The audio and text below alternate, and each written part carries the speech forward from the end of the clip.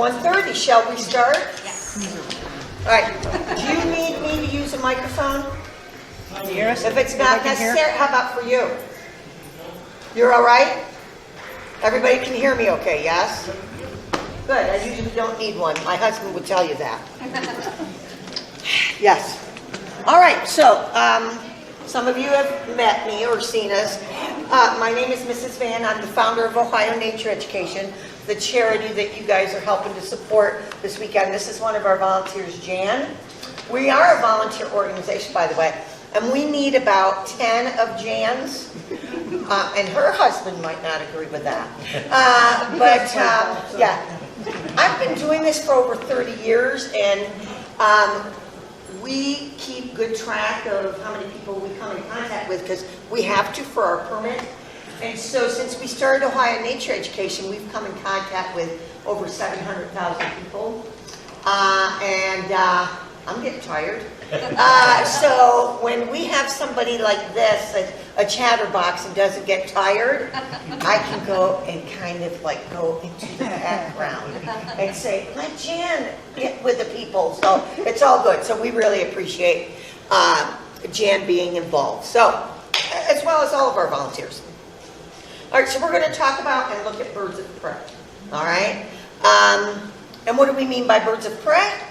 This is interactive. I'm going to want you guys to talk to me. What do we mean by birds of prey? Carnivorous birds. I'm sorry? Carnivorous birds. Carnivorous birds like owls and hawks. Good. And when we say hawks, falcons fall under there, buteos. They even throw in vultures, though technically we have 2 vultures in Ohio. The turkey vulture eats roadkill. More and more, there have been experiences with black vultures will kill some prey, especially young livestock, so they're not our farmers' favorite friends, but that doesn't happen that much, and we try to educate them also on that. So yes, we're talking about birds of prey. It's interesting because crows, herons, kingfishers also eat other animals, but we're looking at physical characteristics. So anyway, so what are the physical characteristics of birds of prey? How many of you have bird feeders up in your yards? I like having bird feeders up in the yard, not because, oh my gosh, the birds can't survive without us. Studies show that we only supplement their food, but I like it because it brings nature in, okay? And it educates us. Yes? I feed the backyard squirrels because there are 2 red-tailed hawks nesting in my front yard. Every once in a while I get the beautiful view of one taking off. Yeah. And then there's the accipiters, which, guys, I'm a visual learner. So I'm a visual teacher too. So I like to travel around with stuff like this. Okay? That's how I learn. So a lot of times when I work with kids, I'll say, are these real?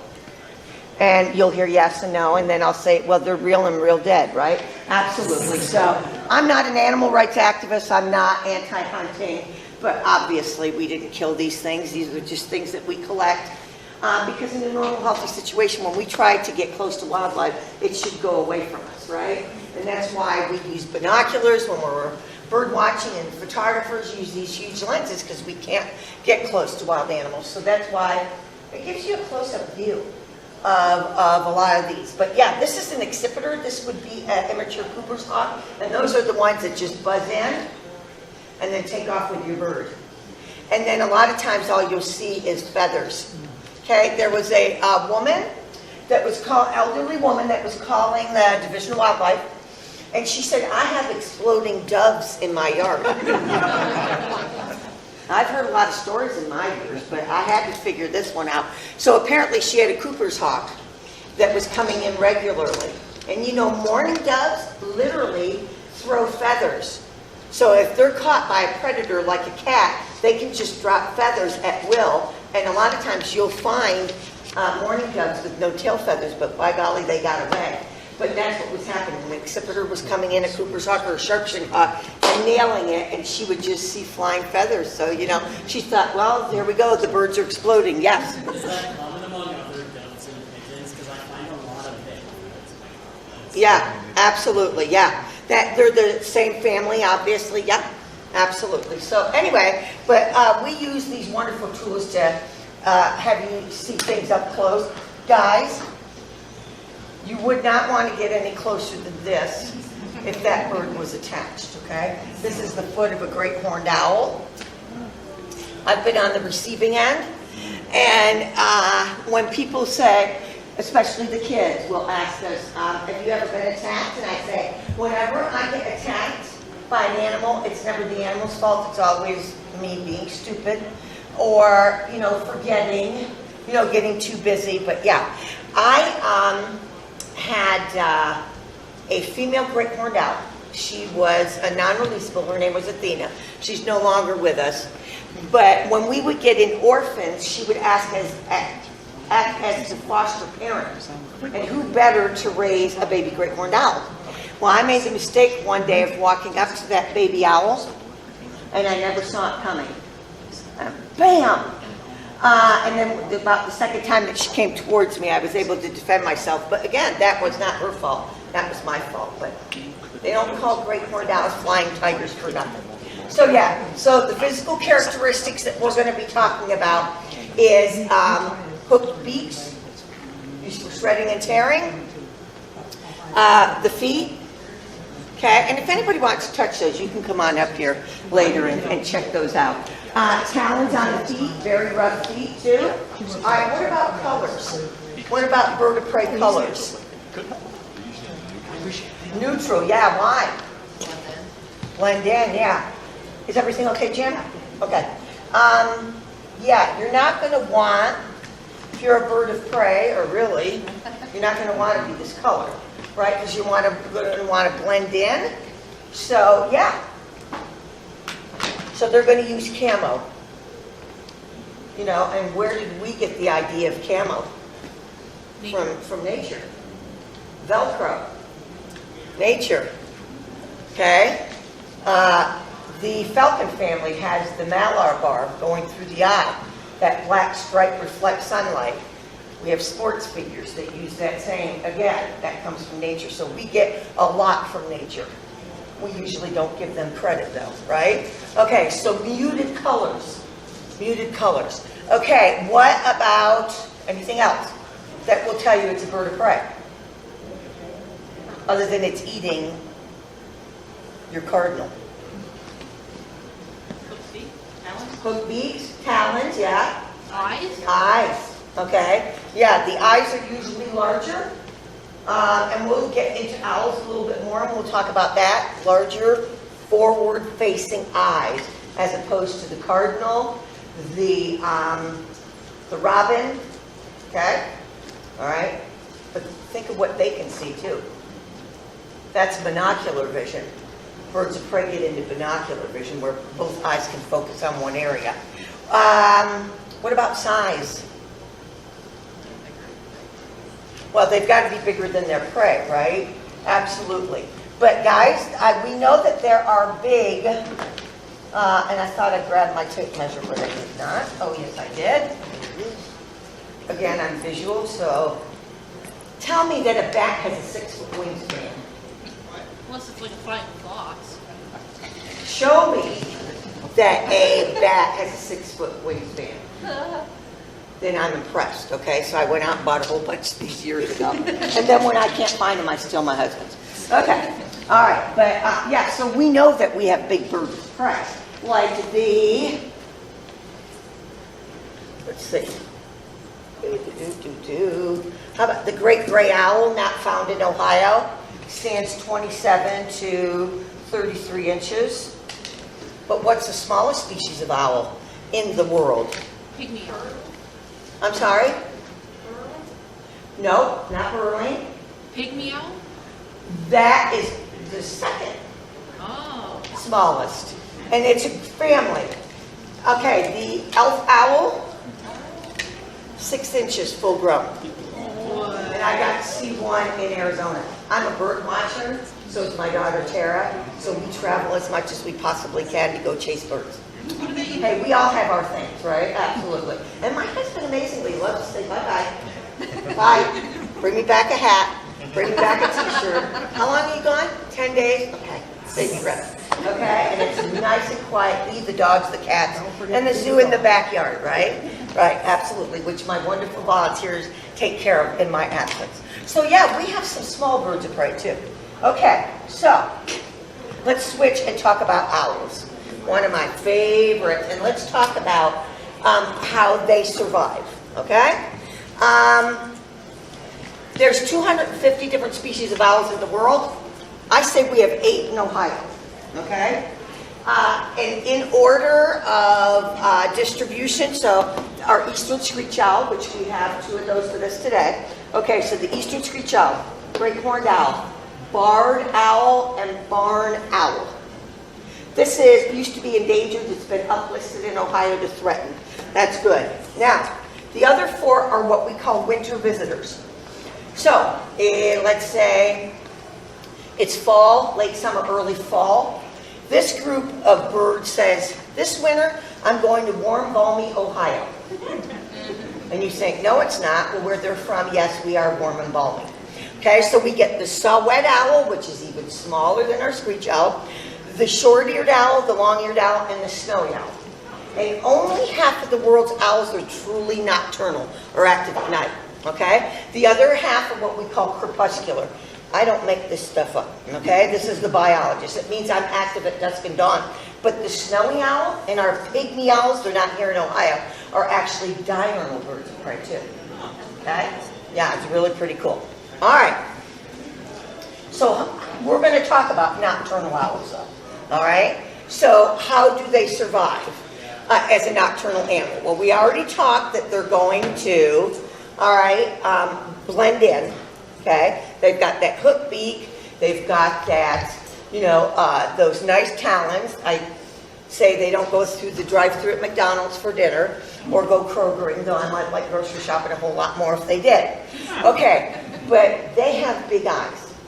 Okay, and the bigger the eyes, the better the ability to gather light. And I know Jan was talking about this earlier to someone. If we try to match those proportions, that their eyes take up in proportion to their head and the rest of their bodies, our eyes would be the size of grapefruits and weigh 5 pounds each. So try lifting your head off the pillow in the morning and adding 10 pounds to your head. That would be even tougher to get up. So yeah, the better the ability to see has to do with the big eyes. Now, I got lucky on both of these photos, and I don't know, because these are actually 2 of our photos. I don't know if you can see what's on here. What's happening to these birds and their eyes? See, this one, this film here and that. What is that on a bird? Nictitating membrane. Very good. Now spell it. No, I'm kidding. Okay. Since you knew, right? Since you knew. Okay. Nictitating membrane. The third eyelid. Sharks have it. Beavers have it. Your cat has it. Yeah. I call it when you're scratching your cat's head and they go goo-goo. You know what I'm talking about if you're a cat owner, right? So you see that third eyelid. Yeah. So this is used for the birds. Clean the eye. Keep it moist. If I'm bringing live prey up to my beak, it's not quite been dispatched. Nice word for killed. It'll protect their eye. But this is the top predator, the great horned owl. This is the barred owl. The great horned owl is the top predator of striped skunks. Now, if you and I were hit directly in the face with skunk musk, we would be blinded and our eyes would be burning till we could wash it away. And that is how the great horned owl is the top predator. They're able to pull that third eyelid over their eye, protect their eye. Here's another cool thing too. Most birds have a poor sense of smell. So I'm sure the great horned owl can smell that skunk that you sprayed it as the last great act of defiance, okay? But it's not going to be anything like when Penny gets sprayed, my dog, at 11 o'clock at night. And then are their choice words in the house, okay? Never a good time for your dog to get sprayed. All right, so that's a cool adaptation right there, okay? They say an owl can see as well at midnight as what you and I can see at noon on a cloudy day. That's pretty impressive. I don't want to go into those enclosures at night with those big birds of prey. I'm at a disadvantage, right? All right. Sometimes they might like to turn the tables on me for making them go out to programs, right? Okay. All right, so we said poor sense of smell, but great sense of vision. What else? Do owls have a good, do they have ears? Do they have a good sense of hearing? Yes. Yeah, awesome sense of hearing. And they're able to do it this way. Most of them have what we call a facial disc. Okay, and this is how that works. Cup your hands around your ears and bend your ears forward. Maybe when I was growing up and we always portrayed old people going, they were imitating that, right? We're not old, so we can talk that way, right? Very good. Guys, it's a bird watching trick too. You pull the sound into your ear, right? This is a facial disc. And if you can't see, tell me. Mrs. Van, quit acting ignorant. Okay, I can't see over there. All right, so the facial disc brings sound into your ear. Think of a satellite dish or a catcher's mitt. Okay, then these stiff outer feathers, okay? So that brings the sound into their ear. The stiff outer feathers amplify the sound. But that's not all, right? As I say, that's not all. When you look under all those feathers, the pink shaded areas is what most owl ears look like. What's happening here? Asymmetrical, so they can... Asymmetrical ears. Pick up sounds from above and below. And so they say an owl can hear a mouse stepping on a twig 75 feet away. That's pretty impressive. Okay? Absolutely. So they did studies with barn owls. Yes? Oh, I was just going to ask, does the asymmetrical ear opening, does that kind of help them like locate like things in vertical space? Because like if one ear is if the higher one's picking it up more, like it gives them a better sense of like. Yeah, they can actually triangulate. Yeah. Right? So pick up sounds from above and below. And Roger Payne did studies back in the 60s where they took barn owls, the one we just showed you. They call those the heart-faced owl or monkey-faced owl. I have a theory, and this is just a theory. Barn owls, we have one. Her name is Luna. She's a real diva. Guys, how many of you have pets at home? Do they all have different personalities? While we say these are not our pets, they all have their own personalities, okay? Luna happens to be one of the divas, okay? But Luna's eyes aren't very big, which I think there's a theory, and they're brown. I think that she probably uses her sense of hearing more than she uses her vision, but she is nocturnal, okay? And in my experience working with birds of prey, like in a wild animal hospital type thing, I've also noticed that the size of their eye is pretty close in size to the ear slits. Okay? I'd love to show you ear slits on our birds, but I like my body parts the way that they are. Okay, it was like years ago when I was thinking, I'm going to get an opossum. But that injured opossum I'm going to get is going to be a female, so I can show everybody her pouch. Guess what I didn't do? I didn't consult that female opossum. There's no opossum that's going to let me show you her pouch. It doesn't work that way, and they have 50 teeth, and it's very convincing. Okay, so that's all I need, all right, and sharp claws too. So Roger Payne took barn owls and put them in empty grain silos with just leaves and released prey in there, and those owls were blindfolded, which we laugh about because would you want to blindfold one of our owls? No, we better have a big, huge hazmat suit, right? Absolutely. All right, and they blindfolded them and then let the owls loose, and they were able to put prey in there, live prey, and they were able to catch their prey at a high rate of success with just those ears. So awesome, awesome sense of hearing. All right. And have you ever heard the expression, owls fly on silent wings? Okay. So let's say we had a blue jay get loose in here, or a house finch, okay? We could literally hear the of their wings. Isn't that scientific? Okay? Yeah. But we could let, and we won't, we could let an owl loose in here, like let's say a great horned owl, a healthy great horned owl, with that 5-foot wingspan. and you're not going to hear them if they're healthy. And we're going to pass these around, okay? Because they have serrated wings. So I've been out hiking and whatnot, and I've had a great horned owl fly over my head, and I didn't know that it was there until it got out in front of me, because I never heard it. But it's that serrated wing, those feathers, the air flies through rather than over them. You can pass these around. And if you're not into it, just say, no, I'll pass. Okay? How about if we pass the foot around too? Yeah? They make a wonderful back scratcher, but I can't guarantee you how sanitary that is. Okay. So now you've got this awesome nighttime predator, and if you're a rodent, then you don't stand much of a chance. Okay? So what do owls say, guys? What do owls say?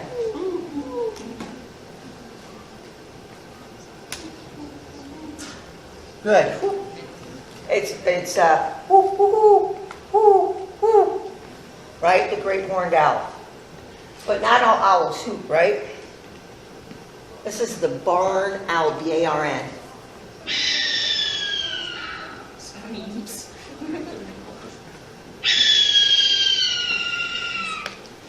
If I hear that, I'm escorting myself quickly back to my car. Okay? Luckily for us, Luna doesn't make that real loud scream. She does these screeches. And guys, in March, when the hormones started flowing, okay, and it's interesting backyard when the hormones start flowing, right? They may be captive animals, but they were put on Earth for a reason, and to keep the species going. I could ground both my daughters when they were growing up in hormonal. Try reasoning with a hormonal peregrine falcon, like Harriet. Oh, Lord. Yeah, she said something. This has been going on for 2 months now. She never shuts up the whole time. So, and we have to be careful you don't turn your back on her. Okay, so Luna, that she makes, that sound, I can hear in March with the windows closed and locked and TV on, I can hear her over the television. But here's what's cool. She called in another barn owl. So great horned owls will hoot, barred owls will hoot, ours, and call in healthy ones. I don't know what kind of conversation they're having, but it's got to be pretty interesting. What are you doing in that? Are you done with that, rat? Because, yeah, I'll gladly take it. Okay. That's because we have freezers full of mice, rats, and chicks. And guys, I'm really sorry. I know some of you have pet rodents, but, you know, if I could get my birds of prey to eat peanut butter and jelly, I might try it, or pizza. But it's not going to work that way. All right, so yes, here's the great horned owl. This is two talking to each other.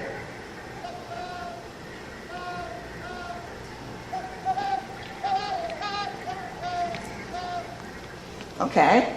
And then there's the barred owl in Ohio that people say, it sounds like they're saying, who cooks for you? Who cooks for you all? Have you heard that? Yes. Okay, listen up. Who cooks for you? Who cooks for you all?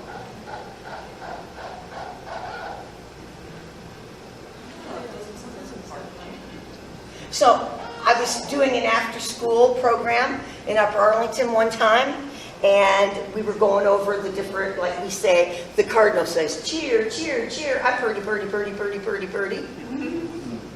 Now you might think, no, they're not, but I'm planting that seed in your head.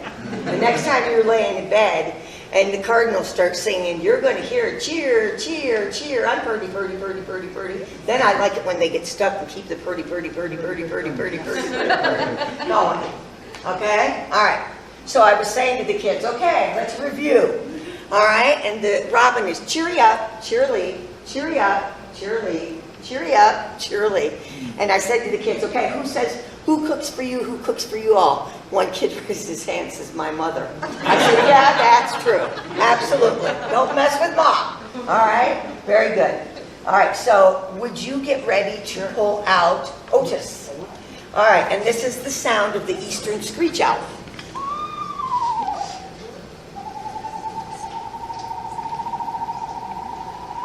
And I love doing this at family programs because I'll get adults that'll say, oh, Mrs. Van, I hear that every spring. Now I finally know what it is. Because eastern screech owls are our most common. All right. Jan's going to pull out Mr. Otis.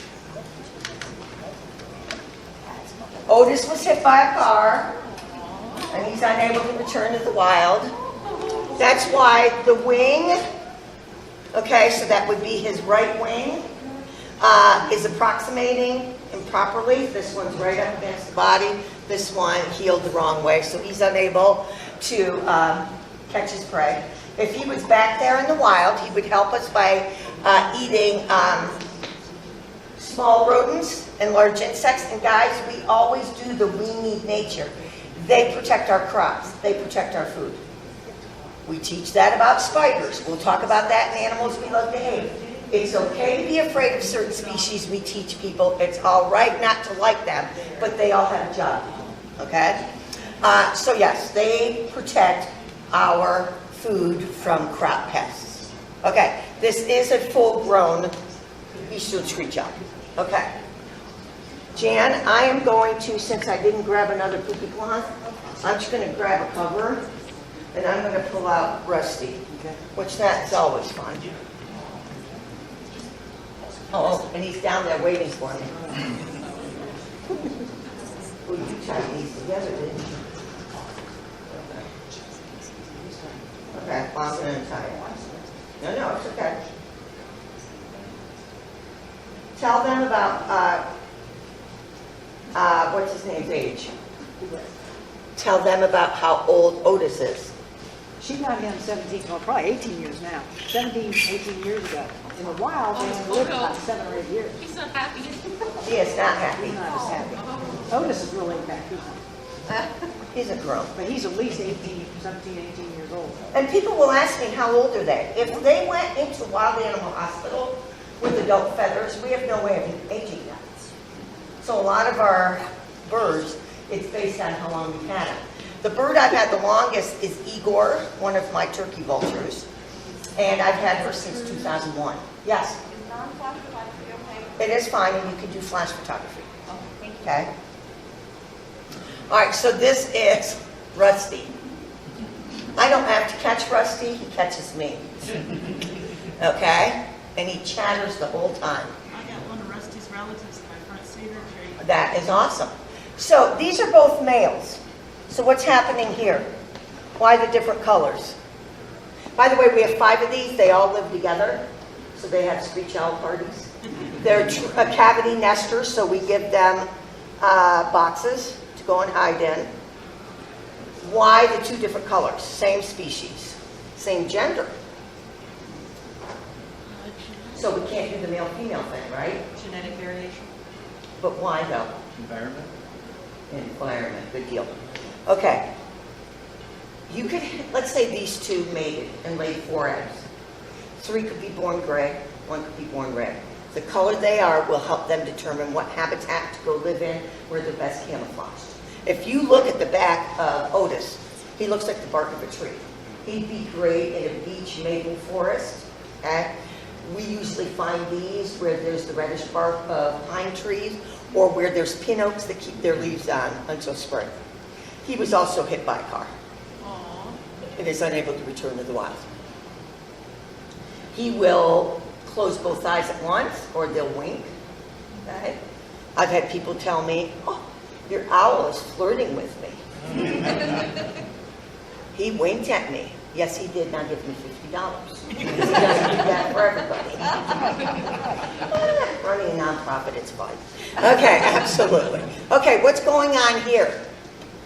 Woo! My finger's still intact. What's happening there?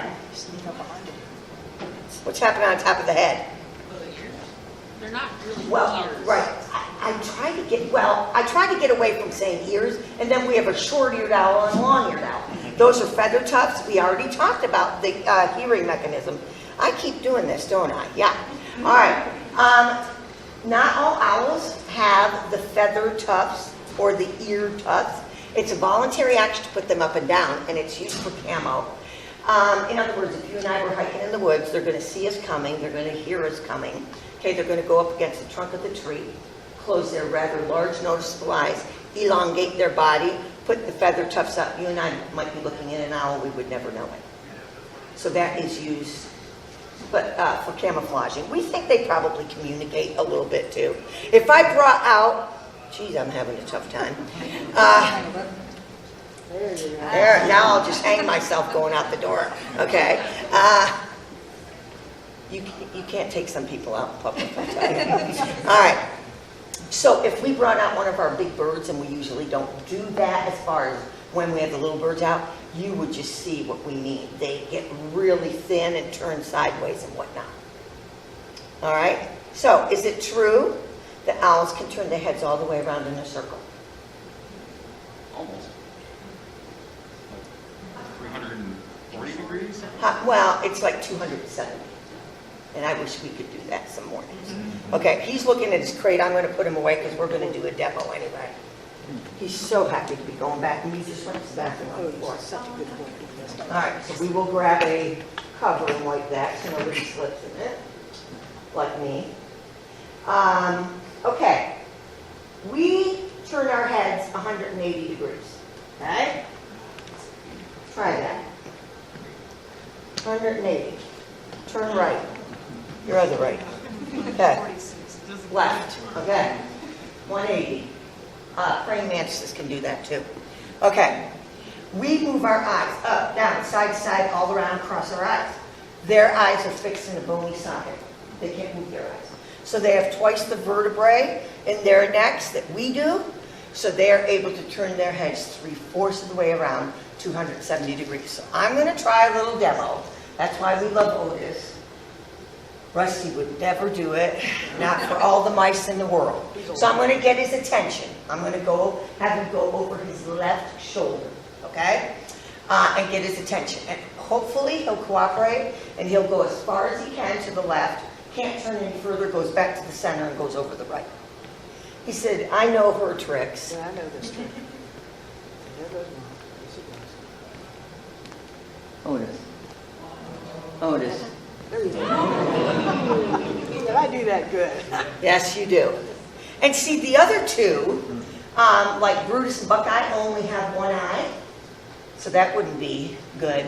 Ruby has a balled up foot, so she doesn't even sit on our gloves. And Rusty's just too darn ornery to do it. So, I mean, let's face it. I'm cooperating. You know what he's looking at, don't you? He sees his crate, like the horse going for the corral then. You want to go back in your barn? Nope. I see Mom. I see. We'll try it again.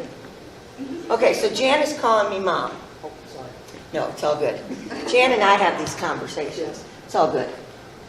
I obviously don't do this work out of the kindness of my heart. You know, I got into this because I wanted to get my hands on wildlife. Okay? Now, 30-something years later, I don't even watch nature shows, okay? I love my job, but it's like when I'm done, I'm done. So we want to make sure we have adult audiences, so we're good to go. We don't want kids thinking that we think they're pets. But I'll be honest. So I say, Jan, try not to talk goo-goo to them when we're out. There have been times, though, that I've had a great horned owl on my arm, my Ibu that we lost back in 2020. And I'd be walking him back to his big enclosure, ooh, I just want to kiss you. And it's like, yeah, if you want a lip piercing real quick, and not a sanitary one either. So there are times where I'm in the enclosures. I'm not Mrs. Van out in public that I'll say, hey, Mom will be right back for your food. And they're probably thinking, Mom, my butt. My mother was a lot better looking than you, Mrs. Van. But we can't help it. We do that. But we try to, and that's why I say stuff to Jan is that, is there illegal pet trade out there? Yes. Are there people that illegally keep animals? And I'll tell you what, you know when they give those animals up? When they're no longer flourishing and they're in real bad shape. So we try to make sure that people realize they're not our pets. But yeah. Now he is scoping out. Where's he going? Put his ear. The feather tufts down, yeah. And he is planning his escape, which hopefully won't happen. All right, so any questions about what we've talked about today, or any questions about birds of prey or your experiences? Because that's our part of it, but I'm going to pull out a kestrel here in a minute. How much does an owl that size weigh? More than a stick of butter. About as much as a stick of butter, yeah. I'm used to measuring in grams, so about 115 grams, yeah. So do you know how like when how a owl or any bird of prey is malnourished. So I went to Sinclair for vet tech, and Okay. one of the programs I did is I was supposed to like interview someone. So I went to Glen Helen because I really love. Some of our birds come from Glen. Yeah, I really love raptors. I really love Yes. birds of prey. Yeah. And one of the things that they took us to the back and they had a great horned owl. I got Yeah. to hold it, and you could tell it's malnourished because the breastbone is Yeah, perfect. yeah. And you can feel it. A normal breastbone, you're not gonna, you can feel the tip of the bone. When you can pinch that bone, you're in trouble. And here's the problem, okay? In our minds, a starving animal, we think, what should we do? Feed it. That's the worst thing we could possibly do. Because if we feed it, they're gonna take whatever remaining energy they have to digest, and that's just too much. So when we get in, okay, rehabbers, get in a starving animal, the first thing we do is fluid therapy. So let's say this bird came in starved. I got a tube of Pedialyte, so run a tube down into the crop, okay? Pedialyte first, 4 or 5 times a day, even more. Then I'm gonna throw in high pro baby cereal. Then I may take jarred meat and add it to it, jarred baby meat and stuff. So you're building it up. When I start feeding mice, I'm not even going to get fur or bones. Again, they may not be able to digest that. But yeah, and here's the sad thing in my experience with rehab is sometimes you get them too late. So when you tube them that liquid, and it only takes about 5 minutes for it to travel through the body and it comes out the other end, then we've got organs shutting down. So that's why we tell people, I've had people call me and say, yeah, I've been going by that Asian turkey bulge for the last 4 days, it's still sitting there. What'd you wait 4 days for? I know, I shouldn't be critical, but it's like, if I see a bird of prey and I'm leaving for work, well, you know me, I'm going to get out and rescue it, believe it or not. All right, but the average human, if I go back there hours later and it's still there, I'm going to act, whether you call a rehabber or not. So, absolutely. Should we pull out Bernard? Bernard? Okay. They all have their little nicknames too. And he's going to come right out at me. Well, like I said. Never fails. Yeah. Okay.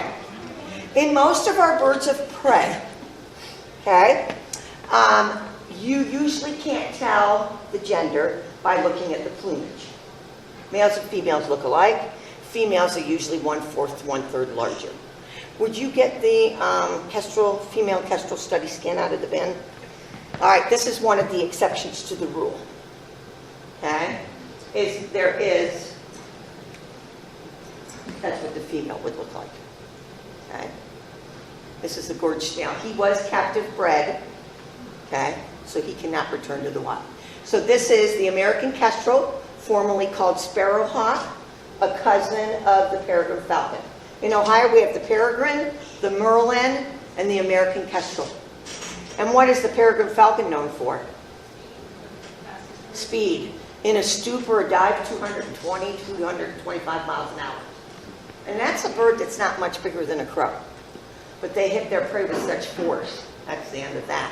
All right, so obviously this is a fast bird also. You can tell by those nice aerodynamically pointed wings. Okay? You can also tell by the notched beak. Okay? The malar bars.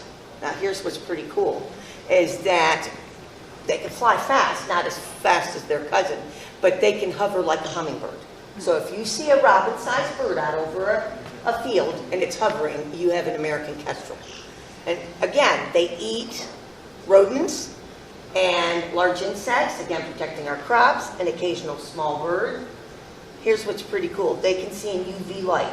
So they're standing there hovering, and they followed the ultraviolet urine trail of that rodent, and they know, that trail stops at that hill of grass over there, so they're just waiting for that rodent to make an appearance. And a lot of times, when I lived in Columbus, I would drive down Sawmill Road and see a little kestrel, and you could see the silhouette of a little rodent and its talons that they were eating. How you doing, Miss Tara? Come on in. This is my daughter, Tara. She's also on our board.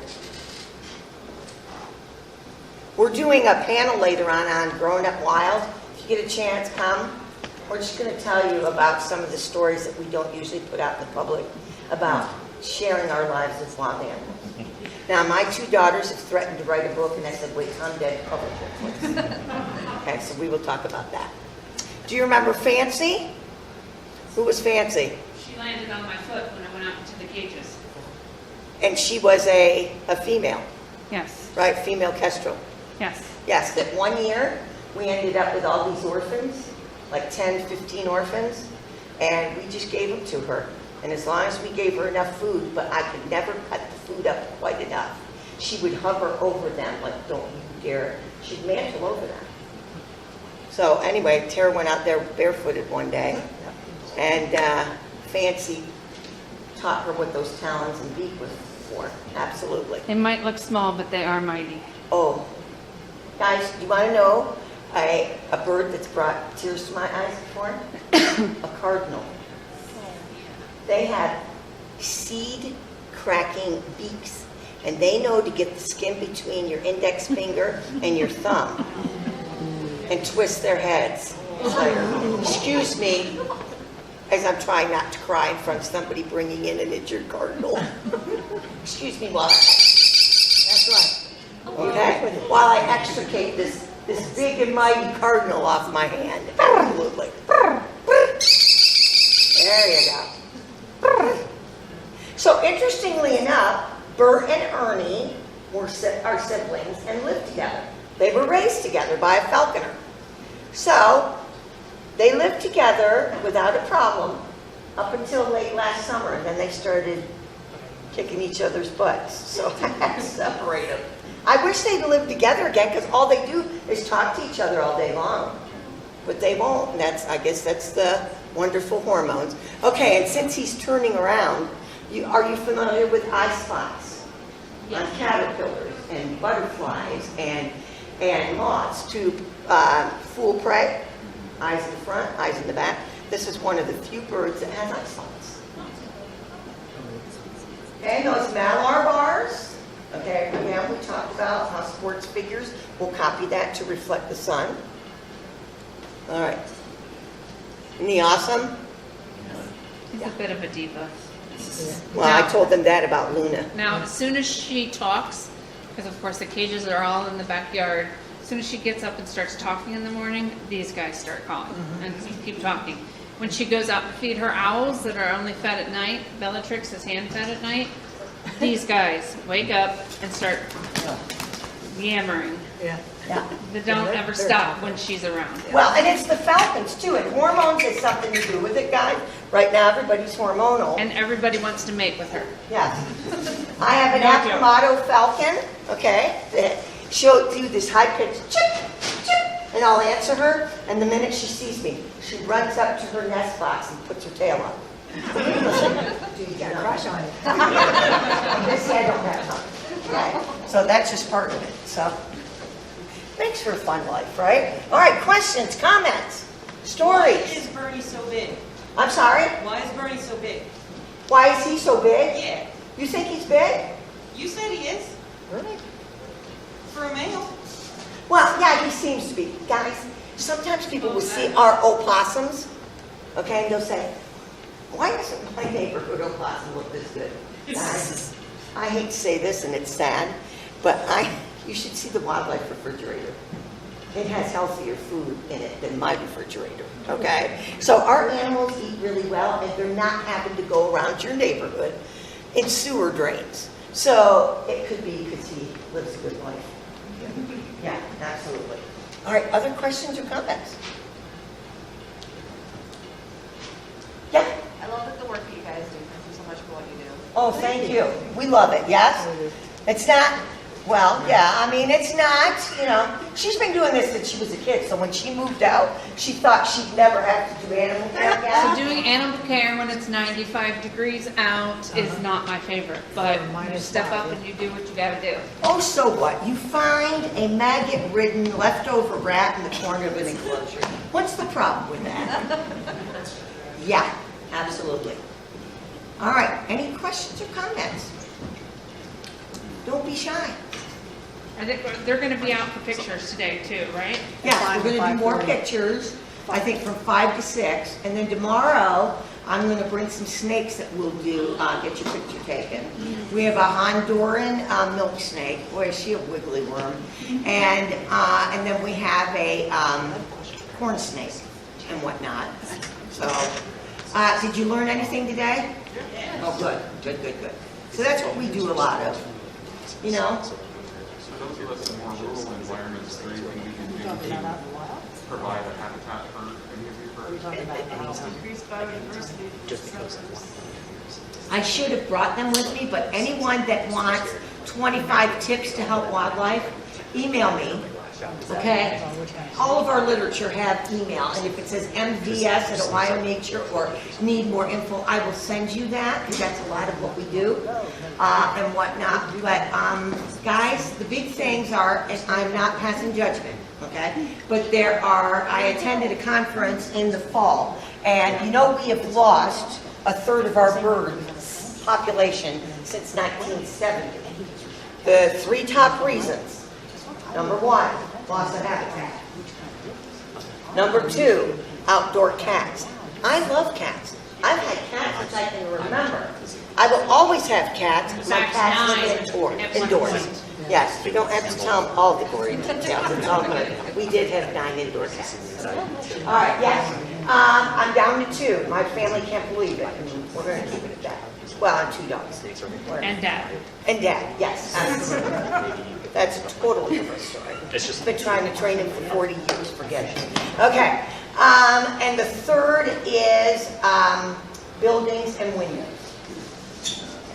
All right? I mean, even our sea turtles need lights out. We've got lights everywhere. And as birds are migrating, these downtown skyscrapers, so even Columbus now have a lights out program and whatnot. So there's a lot of that stuff. Glue traps should be outlawed. Whoever created them, I would like to put them in a glue trap. Because if I've got to euthanize an animal, I'll do it in a hurry. But to sit there and think an animal can just sit there for days on end or hours stuck in a glue trap, I wouldn't want to go that way. So it's just educating people, okay? I'm not telling you, oh, yes, let's live the Walt Disney World and we'll live with all the rats and the mice in our house. No. But snap traps will do it, whereas glue traps are inhumane, and guess who's getting stuck in them? Bats, all sorts of birds, same thing with the fly strip. We used to have them in the garage, and when Mr. Van was away one day, I took them all down because I saw some bird feathers in it and some moths. Now, I could have made a tube out of hardware cloth, okay? When we put rodenticide outside, the neighborhood stray cat, your dog, the possum, the fox, the skunk get in it, and it ends up where our birds of prey are eating these rodents, and it, compounds in their body, and it kills them. We've brought back the bald eagles from the brink of extinction. We had, in 1979, 4 bald eagle nests. We now can brag and say we have 800 nests in Ohio. But now guess what? We got rid of DDT, and now guess what they're showing up with? Lead poisoning. Where are we getting lead poisoning? Lead shot and lead lures. So we're trying to change. Don't stop hunting. We're not saying you have to stop hunting or stop fishing, but stop using lead. But that's going to take some legislation. So that's some of the tips that we give you in that. So please email us, and we will email you that file. Now it's up to 25. Next year it'll be up to 26 things you can do for wildlife. 27, but yes, quit with the Roundup, the weeds and feed. If a country like Canada says they're not even selling weed and feed, what is that telling us? If there are lawsuits, but yet when I'm standing at Home Depot, there's still Roundup on the shelves. I read something recently that 90-something% of us have glyphosates, which is like Roundup, in our urine. Guys. Unfortunately, now we got the GMOs, which are Roundup ready. Yes. I sound like a crank when I talk about it, but I'm just like, we're not doing any good spraying all these herbicides. Absolutely. Yeah. Yes. I keep saying, and we're still positive. We don't paint doom and gloom, okay? We still keep doing what we're doing. I will tell you this. I teach a lot of kids. I don't know how it's happening, but they know more about nature and wildlife than their parents do. So something has happened, and it's encouraging because that's the next generation. And you don't want to paint doom and gloom, but it's like, come on, guys. We need to do something about this, and we can do something. So, so that's a lot of what we do. And a lot of us people just aren't aware of it. So, anyway, and we thank you again for your support, and we are so happy to be here this weekend. Any questions or comments? Yeah.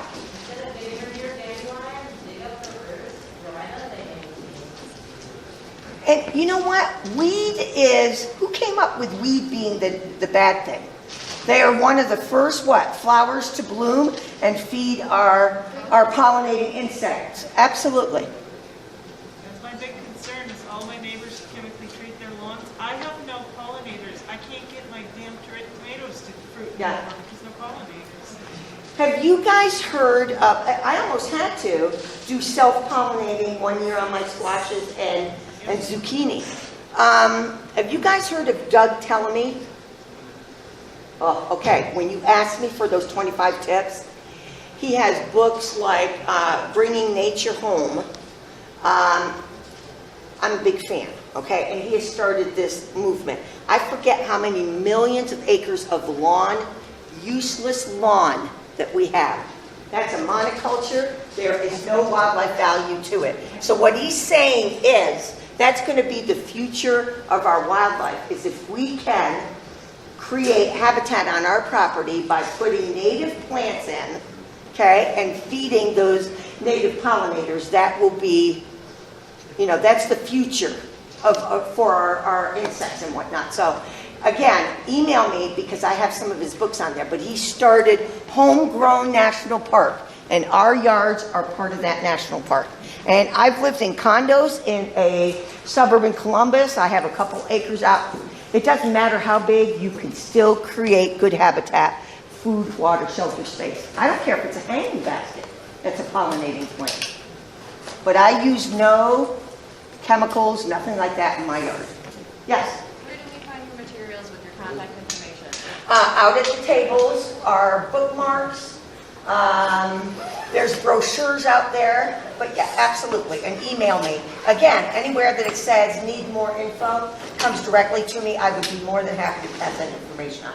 But Doug Tellamy has really got a good movement on planting natives and turning our yards into habitat. Because someday soon, that's all the habitat there's going to be. So that's the only habitat you and I can control, right? When they start talking about drilling in our national parks, we're in trouble, right? Yeah, absolutely. All right. I hope that you enjoyed today's program. We'll be doing some more throughout the weekend. Stop by and see us. Thank you so much for your support. All right. Thank you.